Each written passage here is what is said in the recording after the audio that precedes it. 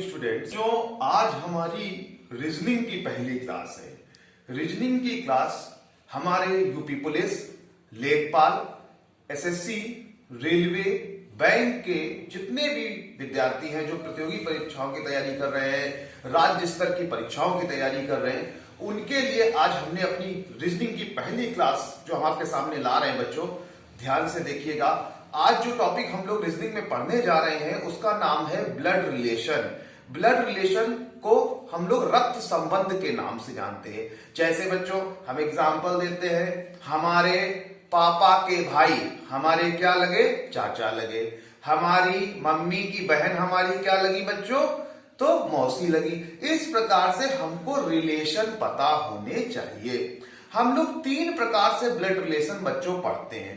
पहला देखिए coded form, puzzle form और इंडिकेटिव फॉर्म।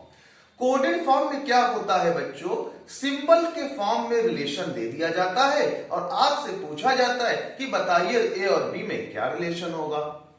पजल फॉर्म में क्या होता है बच्चों? आपको एक पैरा दे देंगे, उसमें पूरी कहानी लिख देंगे और पूछेंगे आखिरी में बताइए सी का संबंध डी से क्या था। तीसरा है इंडिकेटिव फॉर्म। इसमें बच्चों क्या होता है? एक व्यक्ति होता है जो फोटो पर दूसरे व्यक्ति को संकेत करता है और संकेत करते हुए बताया जाता है कि बताइए जो व्यक्ति बोल रहा था और जो फोटो में था उसके बीच में क्या रिलेशन है। इस प्रकार से बच्चों हम लोग एक एक टॉपिक जो है हमारा, चाहे वो कोडेड फॉर्म हो, चाहे पजल फॉर्म हो और चाहे हमारी इंडिकेटिव फॉर्म हो, सबको पढ़ेंगे। और हम लोग सबसे पहले अब देखने जा रहे हैं कि क्या इसको कैसे आसानी से किया जा सकता है। जैसे फैमिली ट्री। बच्चों अगर आप किसी भी ब्लड रिलेशन के क्वेश्चन में फैमिली ट्री बनाकर करते हैं तो कभी भी आपका क्वेश्चन बच्चों गलत नहीं हो सकता है। समझ लीजिए वो क्वेश्चन आपका हमेशा सही होगा।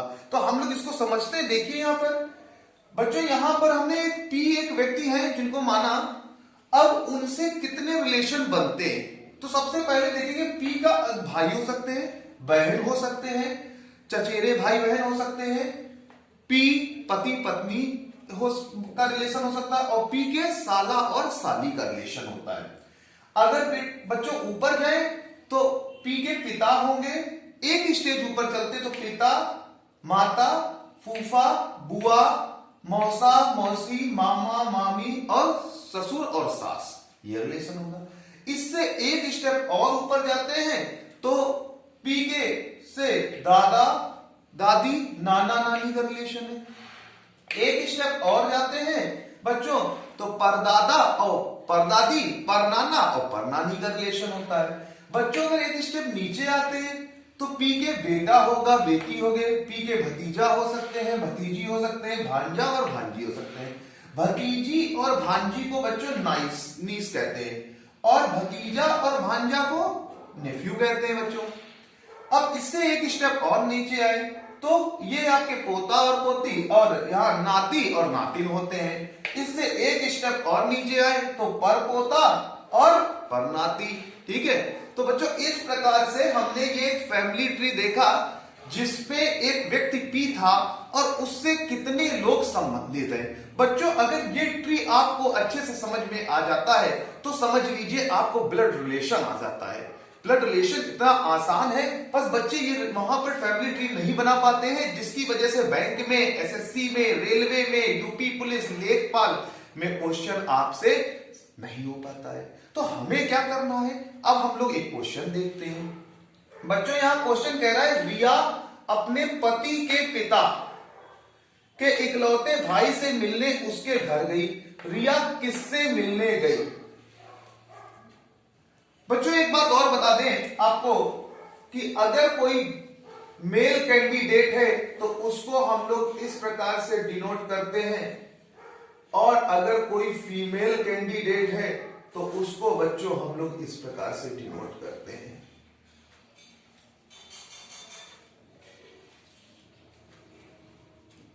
बहन भाई का रिलेशन इस प्रकार से लिखा जाएगा।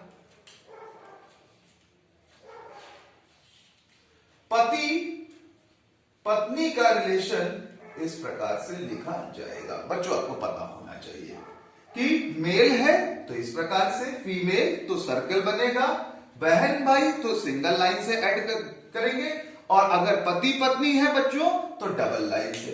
अब बच्चों हम लोग क्वेश्चन देखते हैं, फैमिली ट्री से करते हैं। रिया अपने पति के पिता के इकलौते भाई से मिलने गई। तो देखिए बच्चों, अगर हम लोग बात करते हैं, ये रिया है, रिया और रिया के पति,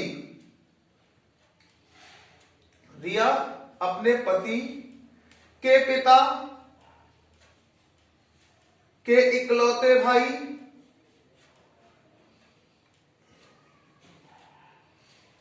से मिलने घर गई। रिया किससे मिलने गई?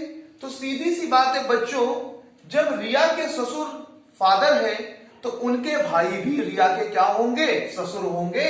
बच्चों बी पार्ट आपका बिल्कुल सही है। ऐसे बच्चों एक क्वेश्चन और है, तनु की मां के भाई का बेटा सुरेश है, तो सुरेश का तनु से क्या संबंध है? बच्चों देखिए, सुरेश जो है यहां पर मेल कैंडिडेट है। अगर हम लोग ऑप्शन देखें तो नानी, मौसी, मां और ममेरा भाई। देखिए सीधी सी बात है, सुरेश एक मेल कैंडिडेट है तो 3 ऑप्शन तो पहले ही नहीं होंगे। तो यानी सीधी सी बात है बच्चों, देखिए बिना करे हम लोग बिना फैमिली ट्री बनाए कर ले रहे हैं, क्या होगा? ममेरा भाई होगा। तो बच्चों इस प्रकार से हमने ये क्वेश्चन देखे। अब हम नेक्स्ट क्वेश्चन देखते हैं।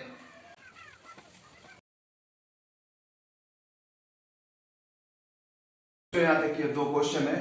यू डब्ल्यू की बहन है, यू टी की पत्नी है, डब्ल्यू के का पुत्र है और डब्ल्यू और टी में संबंध। हम लोग बच्चों ब्लड रिलेशन से करेंगे।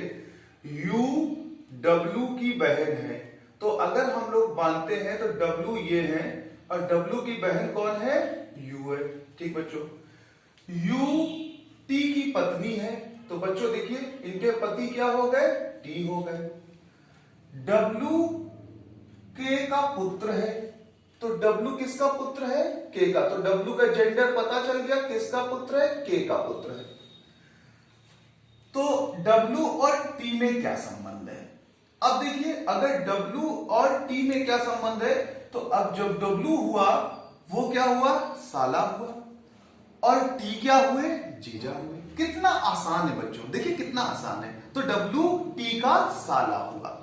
आगे बात करते बच्चों, एक क्वेश्चन और है। हरि ने रवि से कहा, कल मैंने अपनी दादी, हरि ने कहा है, तो ये हरि है, और हरि ने अपने रवि से क्या कहा? कल मैंने अपनी दादी की पुत्री, तो ये फादर होंगे हरि के, उनकी मदर, उनकी पुत्री, अपनी दादी की पुत्री के एकमात्र भाई, ये ग्रैंड मदर हो गई।